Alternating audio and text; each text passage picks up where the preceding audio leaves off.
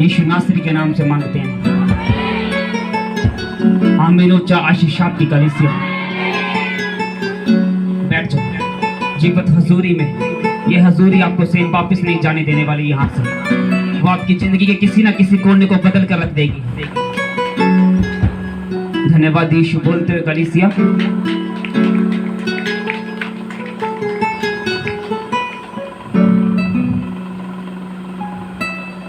धन्यवाद यीशु, धन्यवाद यीशु।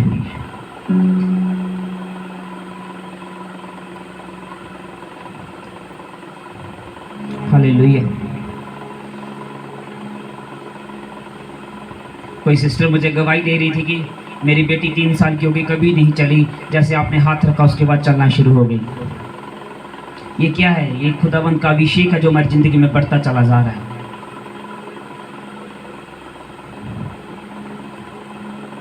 लेकिन अभिषेक के कारण जुआ, अभिषेक के कारण जितना जुआ तेरी गर्दन पर होगा वो सब तोड़ डाला जाएगा। अभिषेक मूल्य मांगता है कलीसिया। हम क्या प्राइस पे करते हैं परमेश्वर को, वो अभिषेक हमसे मांगता है। हम परमेश्वर को क्या देते हैं वो हमसे मांगता है। आज बहुत से विश्वासी, बहुत से वर्शिपर, बहुत से वॉलंटियर सेवा तो करना चाहते हैं पर वो प्राइस नहीं देना चाहते। अगर हमने ये धान बोया है तो इसके लिए हमने एक प्राइस पे किया है।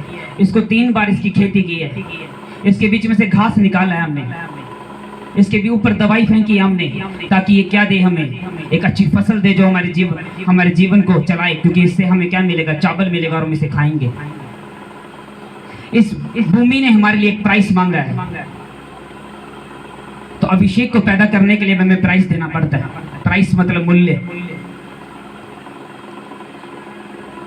क्या कीमत चुकाई आपने परमेश्वर के कामों के लिए?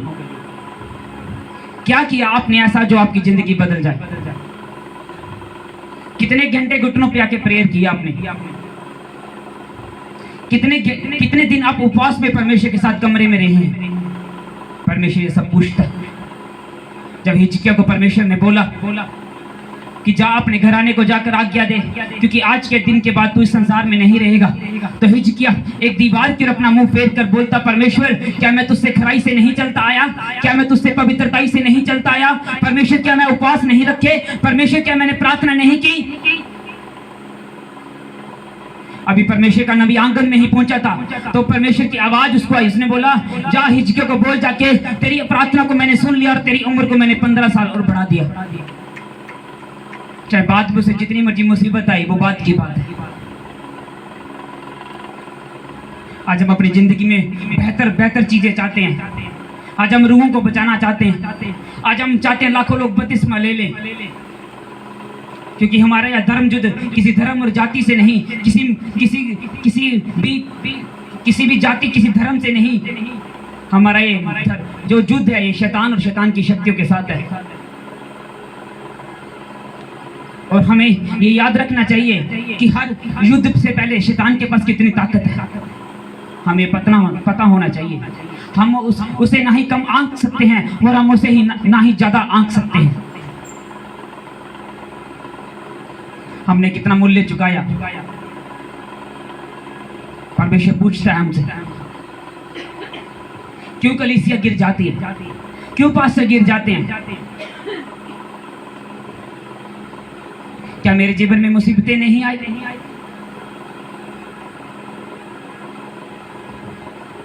क्यों कलीसिया में 3 साल के बाद नहीं मिलती पुरानी कलीसिया? क्योंकि कलीसिया अपना मूल्य पे नहीं करना चाहती परमेश्वर को। इस खेती को पाने के लिए हमने कितनी मेहनत की। 3 बार इसे जोता गया, घास निकाला गया, और अभी ये कितने महीने के बाद भी जाकर फिर कितनी मेहनत करेंगे, फिर जाकर हमें चावल प्राप्त होंगे।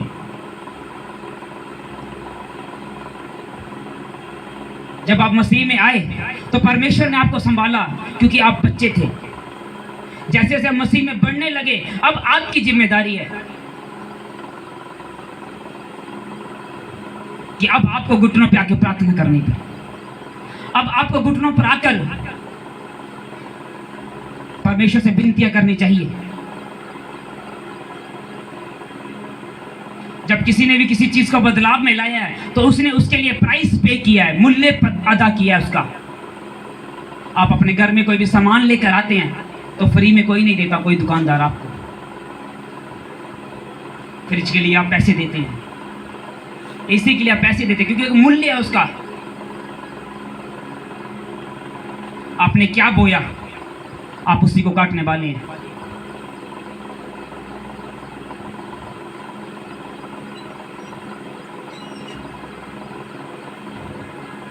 हम क्या बोते हैं परमेश्वर ये देखता है।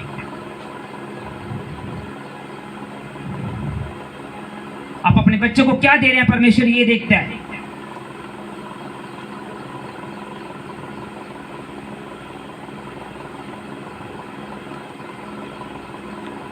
कब तक इधर उधर भागते रहेंगे हम सब लोग। आओ घुटनों पे, क्योंकि मुझसे भी बड़ा एक है, वो परमेश्वर है। आपको मेरे आगे बजाय उसके आगे विनतियां करनी चाहिए। वो कर सकता है आपके जीवन की हर असंभव काम को संभव कर सकता है। आमीन ऊंचा आशीष आपकी कलीसिया, वो कर सकता है,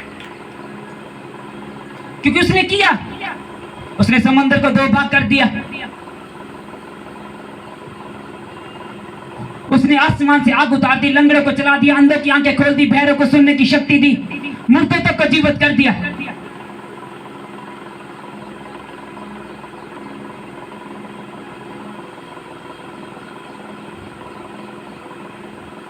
बाइबल में लिखा, लूका 1 अध्याय 6 वचन को पढ़ते हैं हम सब जन निकालें। लूका 1 अध्याय 6 वचन, लूका 1 अध्याय 6 वचन।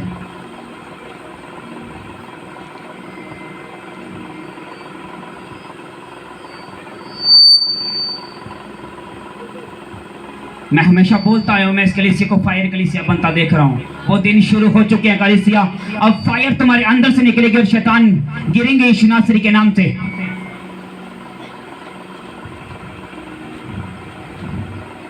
वो दिन शुरू हो चुके हैं कि रसोलियां और पत्थरियां, कैंसर, टीबी, एड्स, लंगड़े पानी की तरह चलना शुरू हो जाएंगे। रसोलियां बाहर आएंगी यीशु नासरी के नाम से। उन दिनों की शुरुआत हो चुकी है, याद रखना कलीसिया।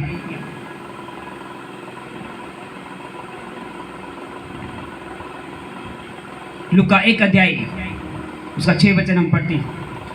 वे दोनों परमेश्वर के सामने धर्मी थे और प्रभु की सारी आज्ञाओं और विधियों पर निर्दोष चलने वाले थे। वे दोनों प्रभु के सामने धर्मी थे और प्रभु की सारी आज्ञाओं और विधियों पर निर्दोष चलने वाले। लूका 1 अध्याय 6 वचन, लूका 1 अध्याय 6 वचन।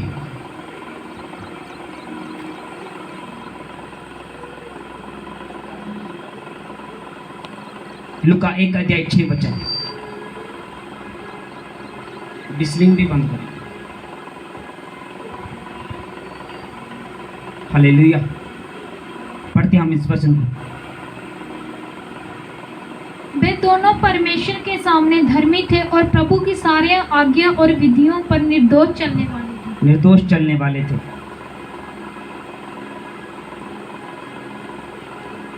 हालेलुया। इस वचन को हम पढ़ते हैं कलीसिया।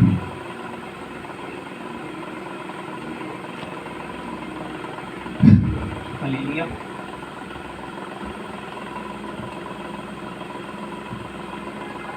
वचन को पढ़े तो वहां पे लिखा, यहूदियों के राजा हेरोदेस के समय अबिय्याह के दल में जकरिया नाम का एक जाजक था। जाजक कौन होता है? परमेश्वर का दास। और उसकी पत्नी हारून के वंश की थी, जिसका नाम एलीशिबा था। वे दोनों परमेश्वर के सामने धर्मी थे। धर्मी मतलब क्या? पवित्रताई में, और प्रभु की सारी आज्ञा और विधियों पर निर्दोष चलते थे। प्रभु ने जो जो कहा था उस पर निर्दोष चलते थे। उनके कोई भी संतान ना थी, क्योंकि एलीशिबा बांझ थी और वे दोनों बूढ़े थे। बोलो आमीन। उनकी कोई भी संतान नहीं ना थी, क्योंकि एलीशिबा बांझ थी और वे दोनों बूढ़े थे। अपने पड़ोसी को बोलो, जब तक मंजिल मिल ना जाए कोशिश करता रहे। बोलो अपने पड़ोसी को, जब तक मंजिल मिल ना जाए कोशिश करते रहो। आज मैं आपको इसलिए आया हूं कि जब तक आपकी मंजिल आपको प्राप्त ना हो जाए, हार कभी ना मानना। क्योंकि हम इन दिनों में चरित्र को बनाना और हार को जीत में बदलना सीख रहे हैं। यूट्यूब पे पिछला प्रचार आपने सुना होगा, अगर घर जाके आपने सुना हो, जाके हार को जीत में कैसे बदले। यूट्यूब पे हमारा चैनल है, आप उसको सब्सक्राइब करें, आपको हर प्रचार मिलेगा। पहला प्रचार था चरित्र को कैसे बनाए, दूसरा प्रचार था हार को जीत में कैसे बदले, और आज हम चरित्र को कैसे बनाएं, बनाकर हार को जीत में कैसे बदलें, और तब तक कोशिश करते रहें जब तक हमें अपनी मंजिल ना मिल जाए। अब एलीशिबा और यकरिया की एक मंजिल थी कि उनके पास क्या नहीं था, बेबी नहीं था। क्या नहीं था? वो इसलिए प्रभु के भवन में नहीं जाते थे कि उनके पास बेबी नहीं था। वो इसलिए प्रभु के वचन पर चलते थे क्योंकि वो प्रभु से बहुत ज्यादा प्यार करते थे। लिखा वो धर्मी थे और निर्दोष चलते थे। निर्दोष मतलब कोई पाप उनके जीवन में नहीं था, और जो जो प्रभु ने कहा था उसे करते थे। जो जो आज्ञाएं प्रभु ने करने के लिए बोली थी उसे करते थे। और आगे लिखा वे दोनों क्या, एलीशिबा क्या थी? बांझ थी, क्योंकि वो क्या थे? बूढ़े थे। इसका मतलब वो जब से उनकी शादी हुई थी तब से वो प्रभु की सेवा बिना किसी इच्छा के कर रहे थे। अगर उनके पास बेबी नहीं था, उनका ध्यान बेबी की ओर नहीं था, उनका ध्यान प्रभु की सेवा की ओर था।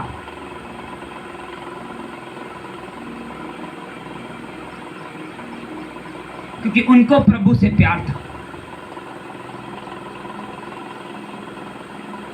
हम कितना प्यार प्रभु से करते हैं, हम तभी उसकी विधि और उसके नियमों पर चल पाएंगे। हम कितना प्यार परमेश्वर के साथ करते रहते हैं, हम उसकी विधि और नियमों पर चलते रहेंगे। सबसे बड़ा प्यार तब परखा जाता है जब हमारे जीवन में मुसीबत आती है, जब हमारे जीवन में दुख आते हैं, जब हमें झटके पे झटके लगते हैं। मसीह में आने के बाद तब परमेश्वर हमारे प्यार को परखता है। क्योंकि बिना परीक्षा दिए कोई व्यक्ति या कोई बच्चा पास नहीं होता, और परमेश्वर का ये नियम है कि आप परीक्षा से निकलकर पास हो जाएं और परमेश्वर के ऊंचे लेवल को प्राप्त करें। आमीन। ऊंचा आशीष आपकी है। वो निर्दोष और धर्मी थे। क्या हमें जब प्रभु में कोई वस्तुएं ना प्राप्त हो, हम निर्दोष रहें, हम धर्मी से चलें? क्यों? जो विश्वासी 3 साल पहले आते थे आज कहां गए?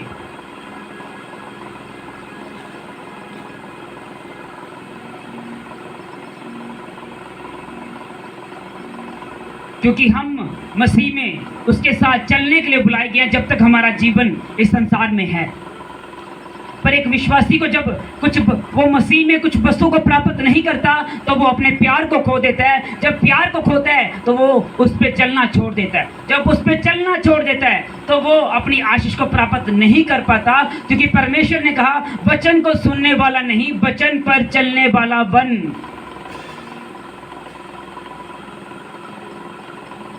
और दूसरी तरफ परमेश्वर कहता है, धर्मी जन अगर 7 बार भी गिरे फिर भी उठ खड़ा होगा। कहने का मतलब, अगर आपसे कोई पाप हो जाता है, अगर आपसे कोई गलती हो जाती है, आपसे कोई गुनाह हो जाता है, तो आपको उससे घबराने की जरूरत नहीं है।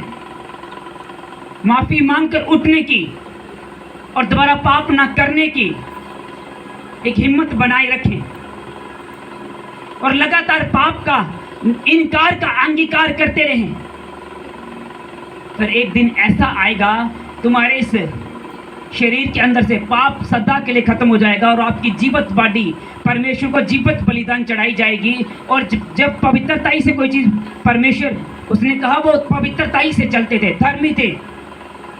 जब उसने वेट किया एलीशिबा ने, जब उनको बेबी ना मिला तब भी वो चलते रहे। और उसके बाद प्रभु का एक दूत वहां पर उपस्थित हुआ। उसने कहा, आने वाले साल में तेरे घर बेबी पैदा होगा। आमीन। ऊंचा आशीष आपकी।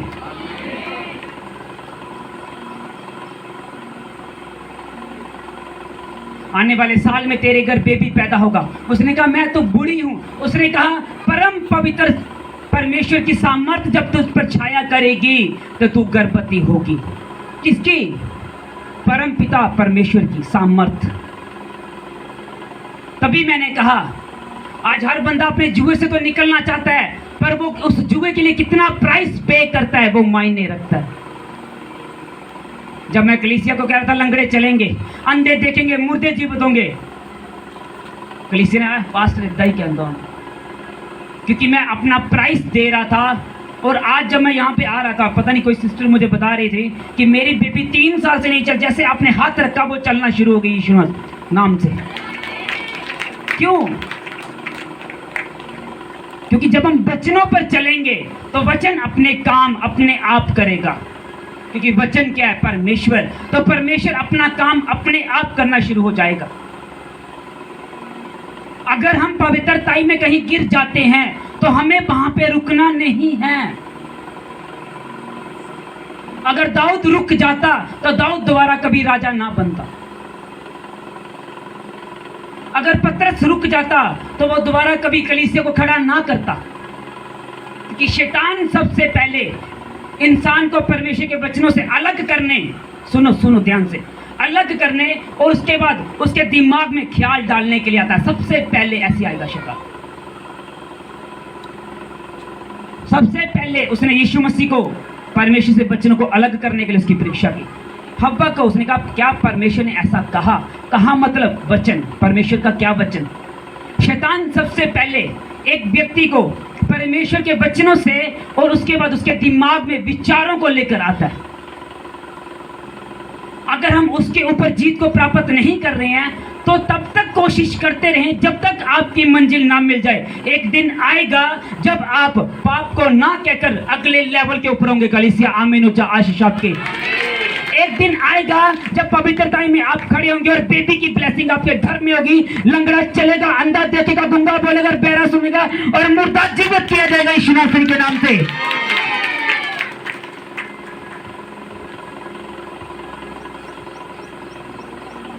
एक पास्टर 8 साल गिरा, 8 साल।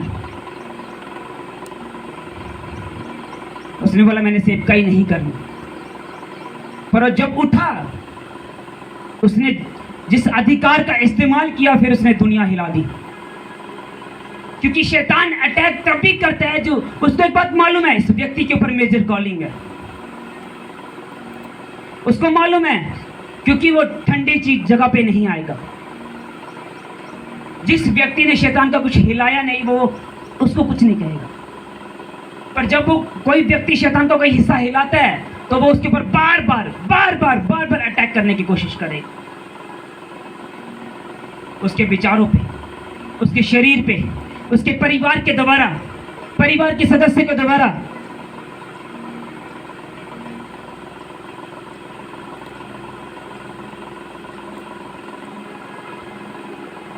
लिखा वो पवित्रताई और निर्दोष से चलते थे। एक बार पाप हो गया, डोंट वरी, कोई बात नहीं, दोबारा अंगीकार करो, दोबारा उठो, अंगीकार से चलना शुरू करो। देखो आप जीत के साथ आओगे कलीसिया।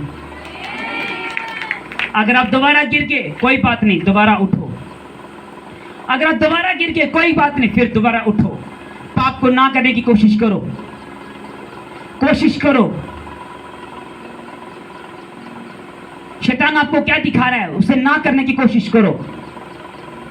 वो मुझे भी दिखाता था, तू कहां चंगा हुआ। वो आपको क्या दिखा रहा है उसे ना करने की कोशिश करो। पर आप जब प्रभु के वचनों को पढ़ोगे तो आपको एक बात मालूम होगा कि वचन तो ये कहता है यार। अगर वचन ये कहता है तो वचन सच्चा और शैतान झूठा है, क्योंकि वो आरंभ से झूठ बोलता आया है। फिर आपको मालूम होगा यार वचन सच्चा है, मुझे चलना है बस परमेश्वर के वचनों के ऊपर।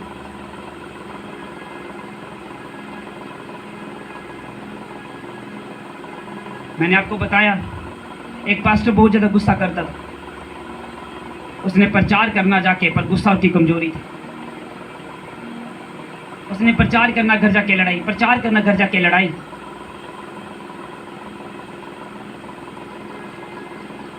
और एक दिन वो अपने रूम में जाता है और बोलता है कि संडे में अनाउंसमेंट कर दूंगा कि कलीसिया मैं झूठा प्रचारक हूँ, क्योंकि मुझे बड़ा गुस्सा आता है,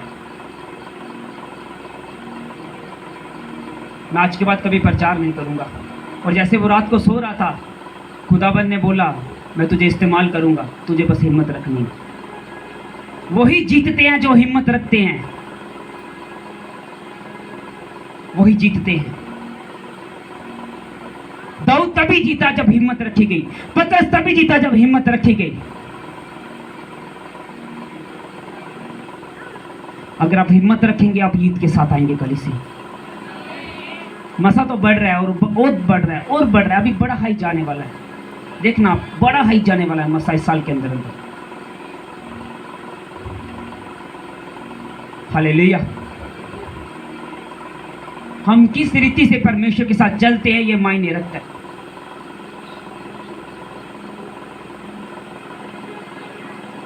प्रभु के वचनों के ऊपर चलना शुरू कीजिए। जब बच्चा चलता है तो गिरता है, डोंट वरी, गिर जाए पाप हो जाए टेंशन नहीं लेनी, लड़ाई झगड़ा हो जाए चिंता नहीं करनी, मम्मी पापा उसको जाके प्रेयर रूम में जाके रो, जाके रिपेंट क्या करो। प्रेयर का क्या मतलब है जानते हो? What is the meaning of prayer? PRAY। Prayer का क्या मतलब है? प्रेयर का मतलब, प्री का मतलब प्रभु की स्तुति करना, आर का मतलब पश्चाताप करना जाके।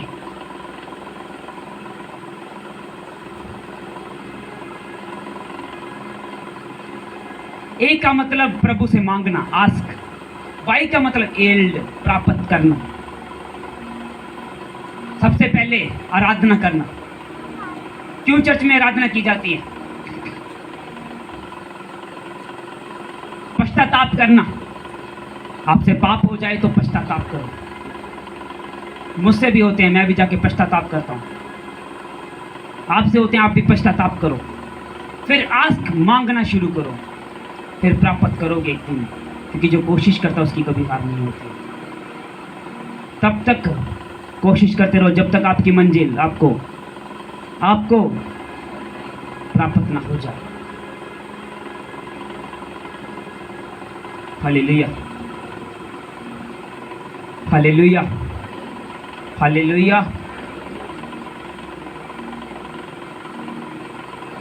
हमें अपने अंगीकार को, एक बार अंगीकार गिरे, कोशिश तो करो अपने अंगीकार को सही। 2 बार गिरे, 3 बार, 7 बार, 70 बार गिरे, कोशिश कभी ना छोड़ो।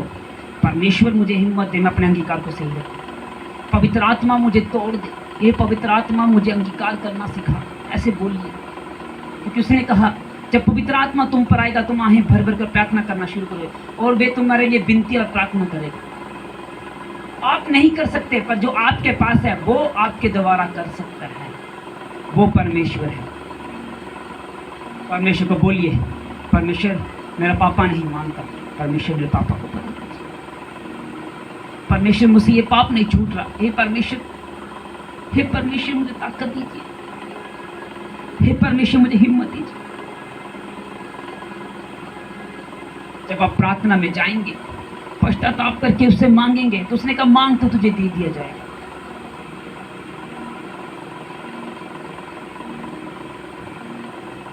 फिर हमें प्राप्त होगा। हालेलुया। पश्चाताप करके मांगना। अगर आप अपने गुनाह में गिर जाते हो, प्रेयर रूम में जाके, हे परमेश्वर मुझे माफ कर। ऐसा कोई व्यक्ति नहीं जो ये बोले मैंने पाप नहीं किया, चाहे वो आपका बाप क्यों नहीं है। यीशु मसीह के बगैर इस धरती पे कोई सिद्ध नहीं है, याद रखना। पर आपको अपने आप को सिद्ध करना होगा। उसने कहा सिद्ध बन, ताकि मैं तुझ पर अपनी इच्छाओं को जाहिर कर सकूं।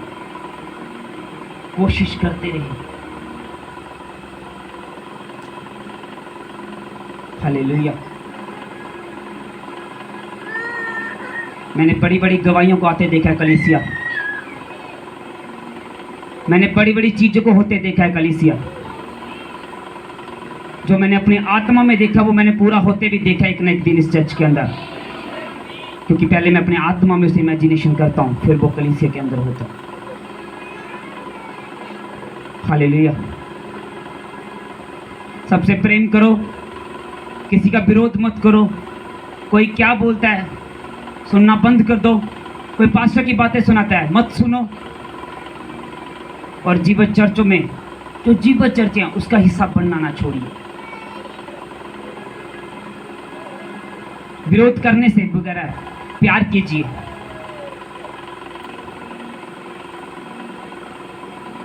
प्रभु को सुनाइए अपने दुखड़े। प्रभु को बताइए, प्रभु मुझसे अंगीकार नहीं बदला जाता, प्रभु मुझसे पाप नहीं छोड़ा जाता, प्रभु मुझसे प्रार्थना नहीं होती।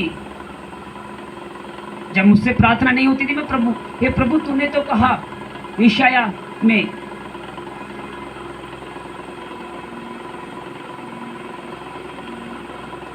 कि मैं कमजोरों को बल दूंगा।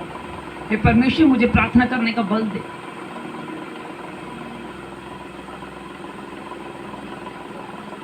याद रखो, पवित्रता ही सबसे ज्यादा जरूरी चीज है और शैतान सबसे ज्यादा अटैक करेगा आपकी पवित्रता के ऊपर, चाहे वो पास्टर से लेकर कलीसिया या छोटा बच्चा क्यों नहीं है। पवित्रता में